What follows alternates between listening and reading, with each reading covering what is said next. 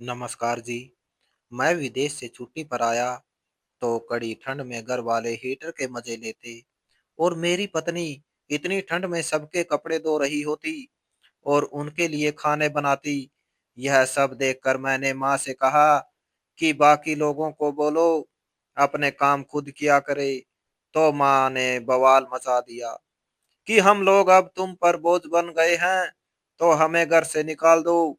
अगली सुबह नाश्ता देते समय सर्दी की वजह से पत्नी से ट्रे गिर गई तो माँ ने गालियां देना शुरू कर दी। तो मैं कमरे से बाहर आया और पत्नी का हाथ पकड़कर, माँ यह उपहार मैं आपके लिए लाया हूँ। दीदी यह आपके लिए है। भाई यह आपके लिए है। मैं एक एक करके सबको गिफ्ट देता जा रहा था। 7 साल बाद विदेश से वापस आया था और सबके लिए ढेरों शॉपिंग करके आया था। माँ के लिए सोने के कड़े लाया था, दीदी के लिए सोने के झुमके और उनके बेटे के लिए खूबसूरत इम्पोर्टेंट खिलौना कार लेकर आया था। भाई भाभी के लिए भी सोने की अंगूठी और उनके बच्चों के लिए खिलौने और चॉकलेट्स लेकर आया था। सब लोग अपने अपने गिफ्ट लेकर बहुत खुश हुए थे। जब मेरी नजर सोने के सेट पर पड़ी, वह मैं अपनी पत्नी के लिए उपहार के तौर पर लेकर आया था। उसके लिए सबसे ज्यादा गिफ्ट लिए थे। सोने का सेट लिया था, कड़े बनवाए थे, अंगूठी बनवाई थी, परफ्यूम लिया था, कपड़े और कुछ ब्रांडेड लोशन और क्रीम वगैरह ली थी। मेरी पत्नी बहुत सुंदर थी और मैं चाहता था कि यह चीज इस्तेमाल करने के बाद उसकी सुंदरता में और निखार आ, आ जाए। मैं जितने दिन उसके पास आऊं उससे खुशबू आती रहे। माँ मंजू कहाँ है? कब से देख रहा हूँ लेकिन वह नजर ही नहीं आई। आखिरकार मैंने माँ से पूछ लिया। उन्होंने कहा कि वह पिछले आंगन में कपड़े धो रही है, पता नहीं पूरे हुए हैं या नहीं। एक तो सुस्त बहुत है तुम्हारी पत्नी, सुबह से लगी हुई है मगर अभी तक कपड़े नहीं धुले। माँ इतनी कड़ी ठंड है और आपने उसे कपड़े धोने के लिए लगाया हुआ है। कोई काम वाली रख लेती या ऑटोमेटिक वॉशिंग मशीन लेकर होती होती, उसमें कपड़े धो लेती। इतने भी क्या कपड़े थे कि उसे धोने में इतनी देर हो गई? बेटा असल में हम सबके कपड़े रही धो रही है ना, इस वजह से देर हो गई है। मैंने चौंक कर माँ की तरफ देखा, वो सबके कपड़े क्यों धो रही थी? हद से ज्यादा सर्दी थी। सब घर वाले हीटर वाले कमरे में भी कंबल में दुबक कर बैठे हुए थे। ड्राई फ्रूट्स और मूंगफली के बंदे ले ये हो जा रहे थे।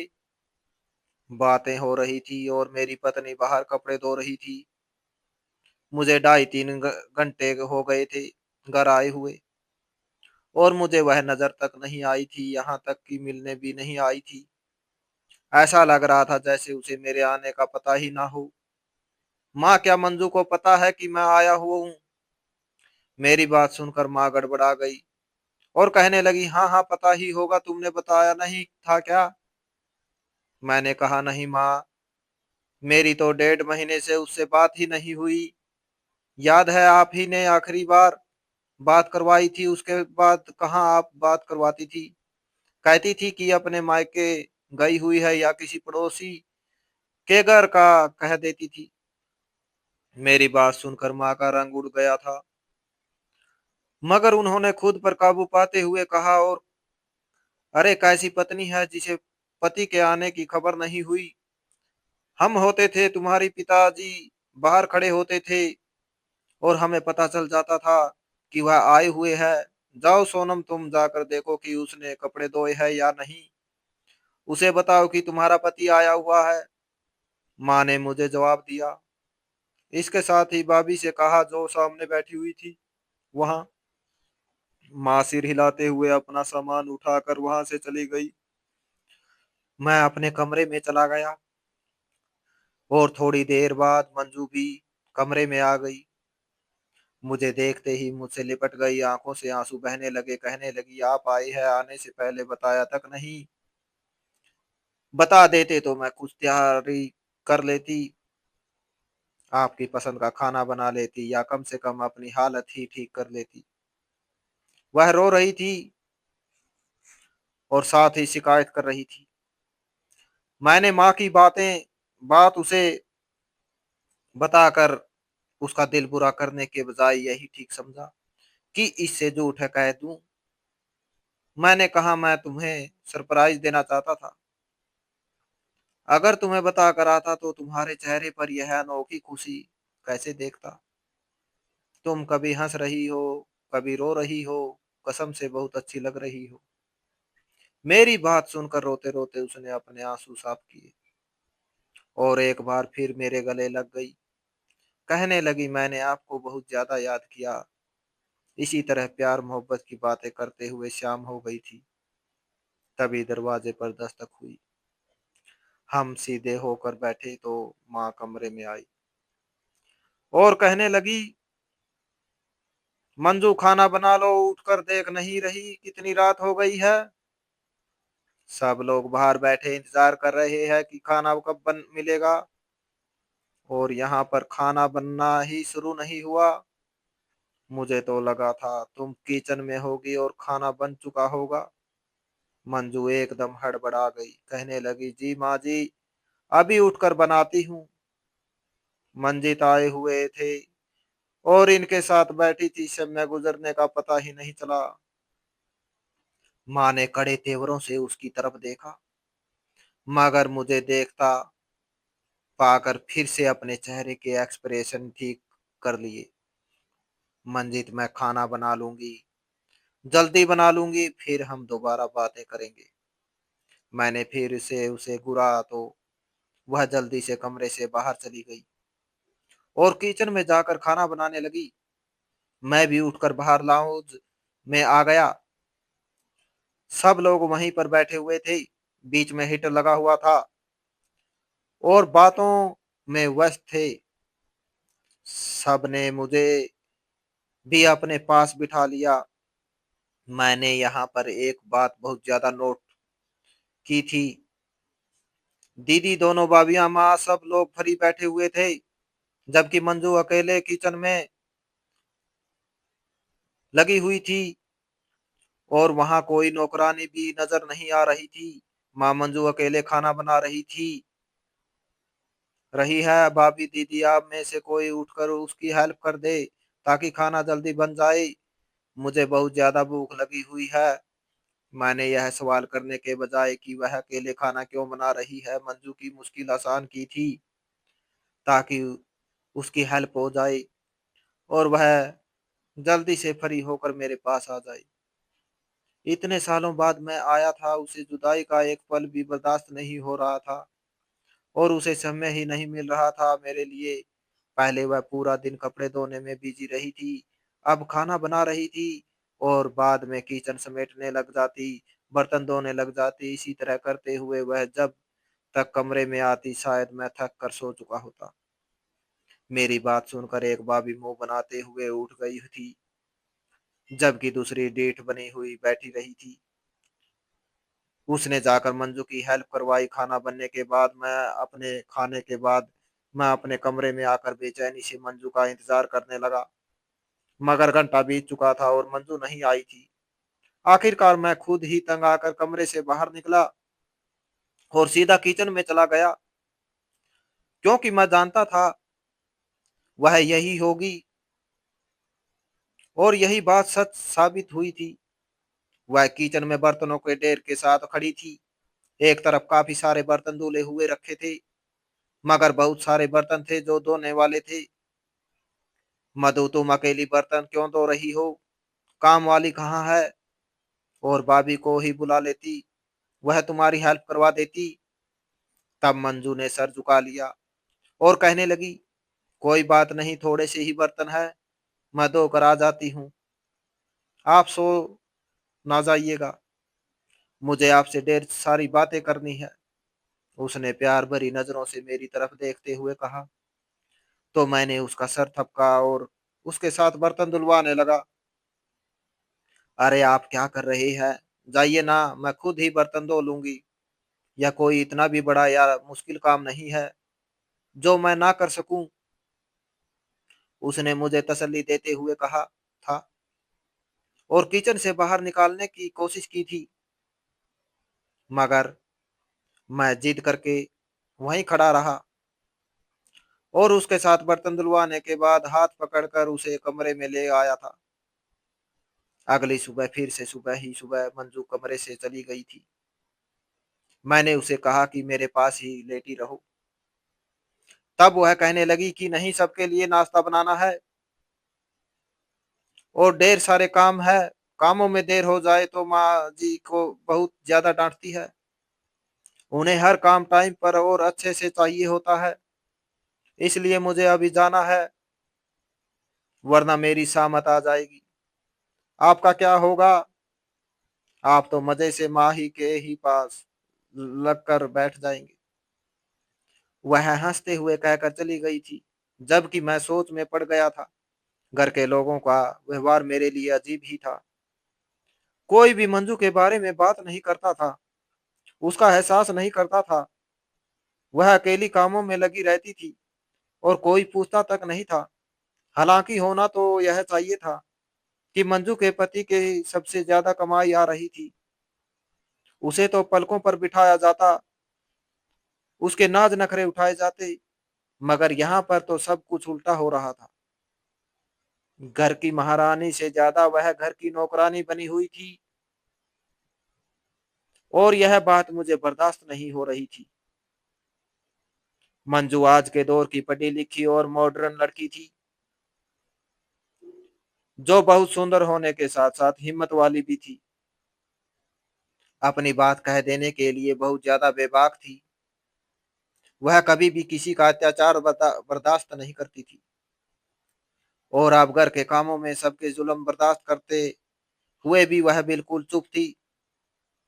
कुछ तो ऐसा था जो मेरी नजरों से ओझल था, जिसके बारे में पता लगाना जरूरी था।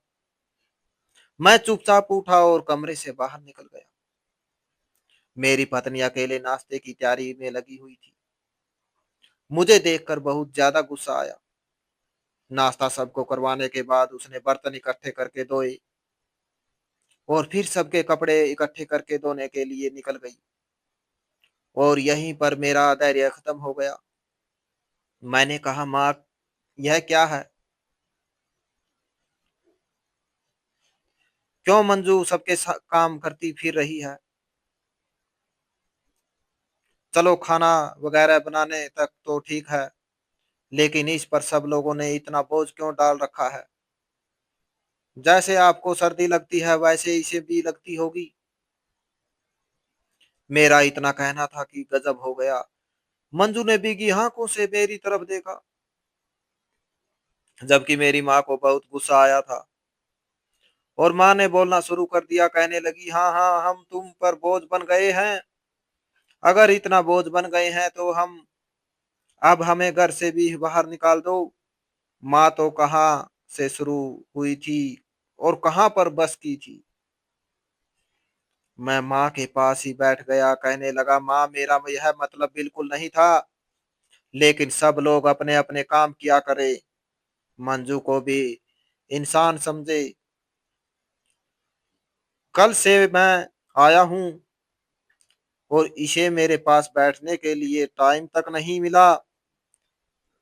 इसे भी तो इतनी ही सर्दी लगती ही होगी ना। मैंने तरीके से बात की तो माँ हाँ कहकर चुप कर गई, लेकिन घूरने वाली नजरों से बार बार मंजू की तरफ देख रही थी। वह अपना काम करने लग गई और रात को जब कमरे में मेरे पास आई तो कहने लगी, मंजित, माँ जी से किसी की भी तरह की शिकायत ना करिए, मैं कर लूंगी घर के काम, इतने भी मुश्किल नहीं है। मैंने हैरत से उसकी तरफ देखा। यह तुम क्या कह रही हो मंजू? वह हंसने लगी। मंजू बहुत मॉडर्न थी और जब शादी होकर हमारे घर आई थी तब उसे एक भी काम करना नहीं आता था। मैं हंसा करता था जब वह छोटे छोटे काम के लिए भी इंटरनेट से मदद लिया करती थी। मेरे विदेश जाने के बाद वह सारे काम ऐसे सीख गई थी कि बिना चूक किए सारे काम करती थी। पहले वह किसी की बात बर्दाश्त नहीं करती थी, अब माँ की डांट भी अब चुपचाप सह लिया करती थी। इसमें इतना धैर्य कैसे आया? यह बात जब मैंने उससे पूछी तो उसने मुस्कुराते हुए कहा, मंजित, समय के साथ हर इंसान बदल जाता है। अगर मैं भी बदल गई हूं तो इसमें कौन सी बड़ी बात है? अपना घर बसाने के लिए तो लड़कियां ना जाने क्या कुछ करती है। यह कहते हुए उसके चेहरे पर एक पल के लिए उदासी छा गई थी। आंखों में कोई गहरा दुख नजर आया था। मैंने फौरन नोट किया था, लेकिन जब उससे पूछा तो वह बात बदल गई। कहने लगी, आपको वहम हुआ है, ऐसी कोई बात नहीं है। सुबह मैं ऐसी अभी सोया हुआ ही था जब मंजू कमरे से चली गई थी और मुझे पता भी नहीं चला था। मैं कमरे से बाहर निकला तो एकदम बर्तन टूटने की आवाज आई। मैं जल्दी से आगे बढ़ा, मगर अगला दृश्य देखकर हैरान रह गया। मैं कभी हैरानी से मंजू की तरफ देख रहा था तो कभी माँ की तरफ देख रहा था। कभी आंखों देखा झूठ लग रहा था और कानों सुने पर विश्वास नहीं हो रहा था।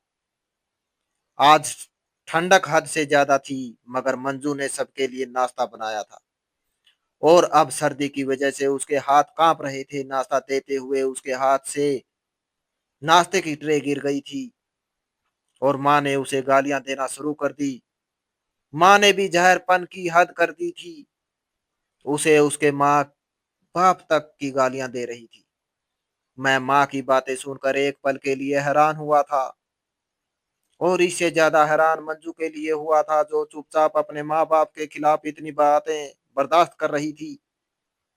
मुझे वाकई नहीं लगा कि यह वही मंजू है जिसे मैं शादी करके अपने घर ले आया था। तब मैं आगे बढ़ा। मुझे अपनी पत्नी की इतनी बेइज्जती बर्दाश्त नहीं हुई। भाभी और दीदी सब मंजू पर हंस रहे थे। बहन भाई भी सारा तमाशा देखते हुए नाश्ता कर रहे थे। सबके चेहरे पर दबी दबी मुस्कुराहट थी। मैंने जाकर मंजू का हाथ पकड़ा और कहा, आज के बाद तुम्हें कोई जरूरत नहीं है किसी के लिए नाश्ता बनाने की। सब अपने अपने काम खुद कर सकते हैं। चलो मेरे साथ। यह कहते हुए मैं मंजू को का हाथ पकड़कर उसे कमरे में ले आया। बेड पर बिठाने के बाद मैंने दरवाजा लॉक किया और उसे सख्ती से कंधों से पकड़ लिया। कहने लगा, मुझे बताओ क्या बात है जिसकी वजह से तुम यह सब कुछ बर्दाश्त कर रही हो? तुम ऐसी तो नहीं थी मंजू। तुमने ऐसी कौन सी गलती की है जिसकी सजा को ऐसे दे रही हो, खुद को दे रही हो? मुझे बताओ, घर वालों ने ऐसा क्या कह रखा है तुमसे जिसका डर तुम्हें इनके आगे जुबान खोलने की ही नहीं देता और तुम मुझे भी चुप करवा देती हो? अपने लिए स्टैंड नहीं लेती? मेरी बात सुनकर मंजू की आंखों से आंसू बहने लगे और वह कहने लगी, ऐसा कुछ भी नहीं है। मुझे जाकर अपना काम करने दीजिए। आप ना जाने कौन कौन से वहम पाल लेते हैं। बस मुझे अच्छा नहीं लगता किसी के आगे जुबान चलाऊं या किसी को उसकी बात का जवाब दूं। सबको समय की उनके बुरे व्यवहार का जवाब दे देगा। यह कहने के बाद मंजू उठकर कमरे से बाहर निकल गई और मैंने अपना सर पकड़ लिया। ना तो वह मुझे बताने के लिए तैयार थी और ना ही माँ, लेकिन जरूर कुछ ऐसा था जिसकी वजह से वह ब्लैकमेल हुई थी और घर वालों ने उसकी इस बात का फायदा उठाना शुरू किया था। मिल फिलहाल मैंने भी सोच लिया था कि जो भी बात है जरूर पता लगा कर रहूंगा, लेकिन मुझे कुछ भी पता लगाने की जरूरत ही नहीं पड़ी थी। माँ और भाभी सब लोग आपस में बातें कर रहे थे और मैंने उनकी सारी बातें सुन ली थी।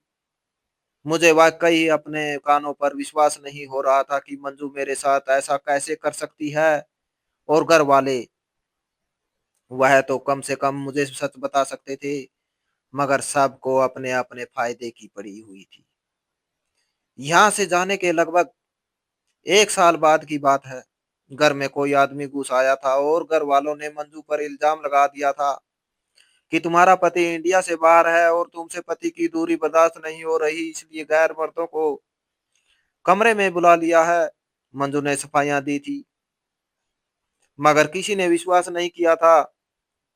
उल्टा मंजू को धमकियां देनी शुरू कर दी थी गई थी कि वह मुझसे मंजू को डिवोर्स दिलवा देंगे और उसके चरित्र के बारे में मुझे बताएंगे।